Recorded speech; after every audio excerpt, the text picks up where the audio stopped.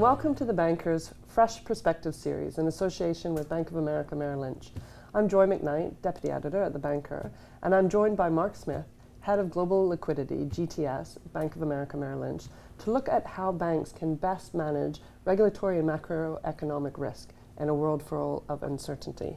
Thank you so much for joining us today, Mark. Thank you for inviting me. So there's these major forces of change happening that are affecting the banking industry as a whole. How can banks best cope with these macroeconomic risks, but then also the regulatory pressures that they're under? The three factors that are really affecting the banking model, and I'm asking questions of banks' business models. First is the macroeconomic environment, where you have a low flat yield curve that's put significant pressure on bank revenues. Secondly, you've got a regulatory environment that is increasing the cost of compliance, so that those twin forces are pressuring banks' profitability. And then at the same time, since the financial crisis, banks have had to hold significantly more capital. So the fundamental question for the banking industry is, in an environment where profits are being squeezed and capital is going up, how do you evolve so that you can generate sustainable returns? How should banks be looking at it?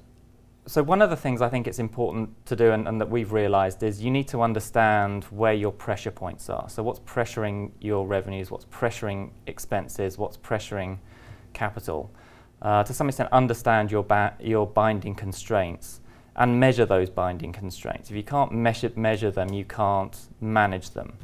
And when we're talking about binding constraints, we're really talking about resources, people and technology specifically. So there's been significant investment in technology and people. Those are binding constraints. They're limited resources.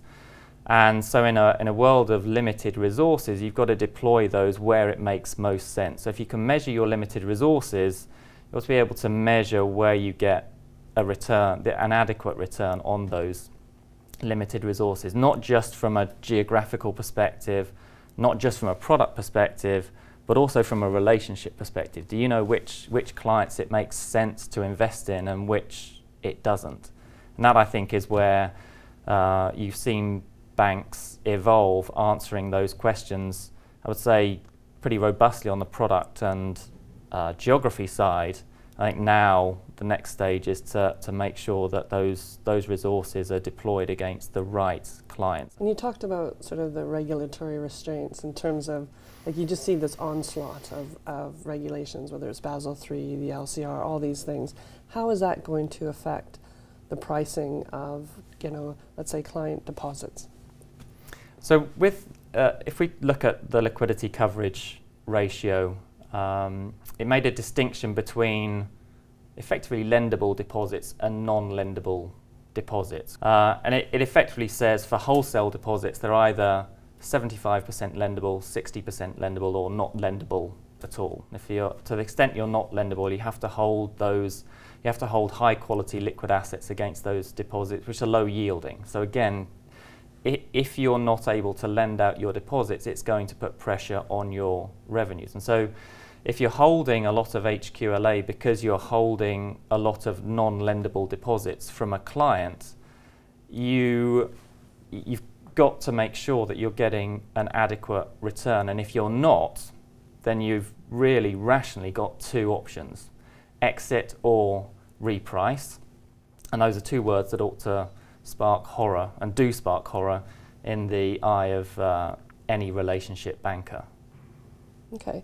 What kind of sort of efficient strategies should banks be employing when it comes to their balance sheet? I think banks ought to be looking at balance sheets as a precious resource and one of their binding constraints. And they should be able to understand how the regulations affect their balance sheet and conclude that balance sheet is an investable resource. And as an investable resource, measure the cost of that investment and invest it, again, in the geographies, products and relationships where it makes most sense to invest. I think you've got to take a step back and think strategically what we want to do, and then make the hard decisions that are necessary to drive that strategy. Okay, we've talked a lot about the challenges but there's also opportunities in this macroeconomic environment. What opportunities do you see? So in the US, I think banks have got, the US banks, particularly the big US banks, have gone through an extreme period of adaptation. And I think they're in compliance generally with one of the toughest regulatory regimes in the world. And so I hope then that means that they're positioned, as we look forward to economic growth in the US at least, and hopefully globally, we look forward to, from that position of regulatory compliance and balance sheet strength, to being able to support clients and to play their appropriate part in driving economic growth.